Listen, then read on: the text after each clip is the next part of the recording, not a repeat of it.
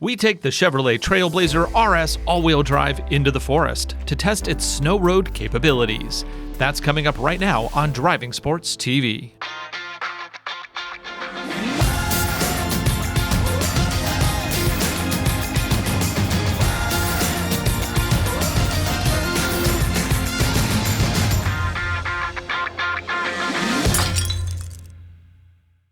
Given its visual similarity to Chevy's sports car lineup, it's easy to look at the 2022 Trailblazer and pass it off as a street-only crossover. After all, no recovery hooks, no underbody protection, even the all-wheel drive system only has two modes, on and off. Under the hood is a tiny 1.3-liter turbocharged 3-cylinder engine, making a peak 155 horsepower. And this is the larger engine option of the lineup. The transmission is a 9-speed automatic. Economy is rated at 26 miles to the gallon in the city and 30 on the highway. Not great by economy car standards. If you're interested in cargo and passenger space, we did a full review of the 2021 Trailblazer Activ just a few months ago. For 2022, there are only minor trim changes, so passenger and main cabin details are identical. The trim we have here is an RS with some extras like roof rack crossbars, mud mats, and some optional packages. It also has the optional on-demand all-wheel drive system. Prices you see it here, $32,150 including destination and delivery. For that kind of money, there are some amazing crossover options out there, including the Ford Bronco Sport, Jeep Compass, Subaru Crosstrek. Heck, for that kind of money, you could easily buy a 2022 Ford Maverick pickup with a 2-liter turbo and all-wheel drive. In our initial test with the 2021 Trailblazer Activ, its off-road abilities were not very good. The packaging and powertrain really struggled on even our most basic course. But it is possible that wasn't entirely fair. I mean, just look at this thing. It's clearly not designed for off-road adventures.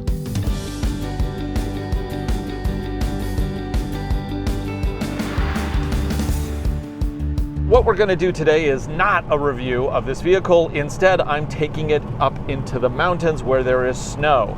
Now, we're not going to do like an extreme off-road adventure with this vehicle simply because it's not really equipped for that. The wheels, too big. The sidewall, too small. The tread, not very good. They're all seasons. Also, this is being filmed at the end of December. We have a massive storm raging right now in the mountains where I am going. Lots of snow. It is dumping. So what are we going to do? Well, we're going to see how well this vehicle does with snow. I want to see how this all-wheel drive system responds when stressed in a snowy situation, because that's one of the main reasons people buy all-wheel drive. And kind of want to answer the question, if you are looking at a Trailblazer, should you get the 2-wheel drive version or the all-wheel drive version? And this is kind of a funny car because you actually have to turn on all-wheel drive with a button push down here. Now, one of the nice things is that when you power cycle the car, it will keep the setting. So if you put it on all-wheel drive, it will stay on all-wheel drive. This kind of reminds me of the old Suzuki Kazashi, had the same setup. So basically in the middle, there's a clutch pack that'll engage the back wheels when necessary to put power back there. You're never going to get more than 50% of available power to the back in most conditions. I do like this interior. It's really nice. The gauge cluster has some nice color uses, the good use of the digital display in the center. It's not terribly modern, but I think it is a good design scheme overall. On the freeway, it is a little loud in here too. You might notice that I'm speaking a little bit louder than usual, simply because lots of road noise. Okay, look at that. See, already snow everywhere. Temperature, what do we got here? 36 degrees, so right on the border of freezing. Of course, every degree as we go up the mountain will improve the quality of the snow. Right down here, it's pretty much a sloppy mess. So I have to be super careful today because this vehicle is equipped with all-season radials. Those are not good in ice and snow. All season really means 3-season. Wow, there's several inches of snow on the ground. That's cool. So let's start out here in front-wheel drive. And the only reason I'm doing that is to just kind of feel what this is like in the default position, in the best economy position. You know, the general rule of thumb is you could drive front-wheel drive or all-wheel drive. The biggest difference is actually in the tires.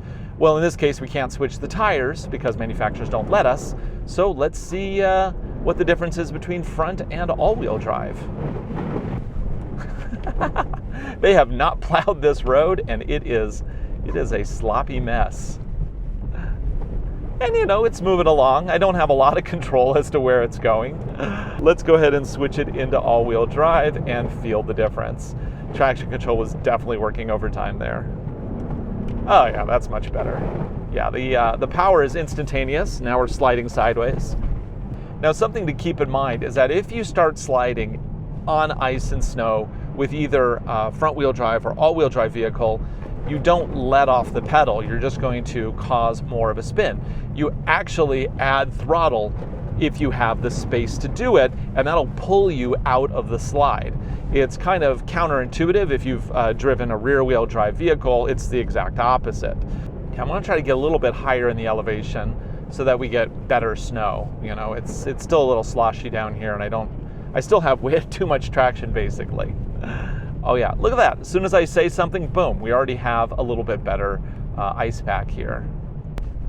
So 8 inches is enough for most little snowy conditions, but you don't want to get too deep with that because otherwise you're going to be plowing your nose. So before we head into the forest, let's test out this all-wheel drive system. I'm at a complete stop. Let's do it with traction control on first. And I'm just going to floor it, and we're going to see how this system responds. Okay, and go.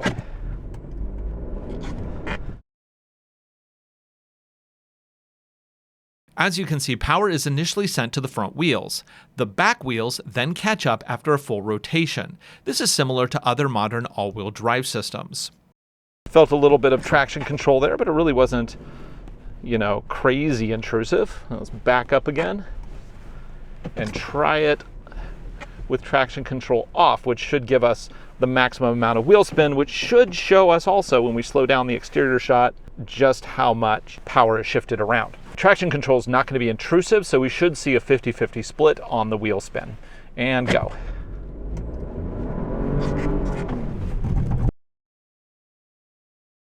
The real surprise is with traction control off. You can see the rear wheels are actually overdriving the front wheels at start, then balancing out as speed builds. Let's do front-wheel drive just for kicks. Turn all-wheel drive off, no traction control on the front wheels, and go. Yeah, that doesn't work very well.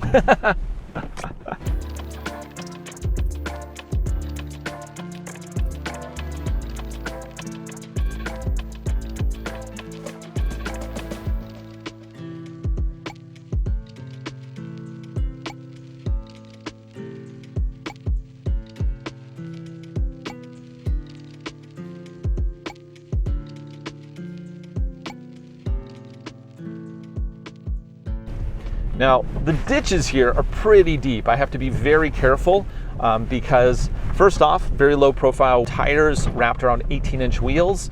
Also 8 inches of ground clearance. You can lose that very quickly as you're articulating one wheel in the deep, one not in the deep, boom, you grind the nose. We don't want to do that today. Oh man, those potholes, those are brutal. So my goal on this outing isn't really to get to a particular place. It's more to just get to a point where I feel like I know what the system's going to do. Like, is it any good? So I'm just moving along.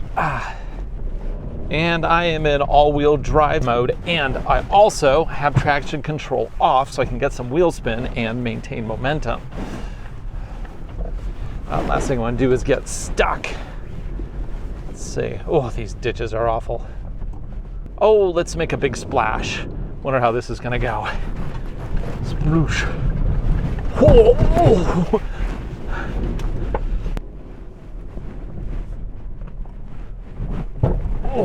Oh, gotta be really careful here. Oh. It's so deep. 8 inches runs out real quick. Okay, I think we got through that. I'm just waiting for it to grind. With only 8 inches and no underbody protection, kind of living life on the edge here. But we have trails to blaze, darn it. Let's do it.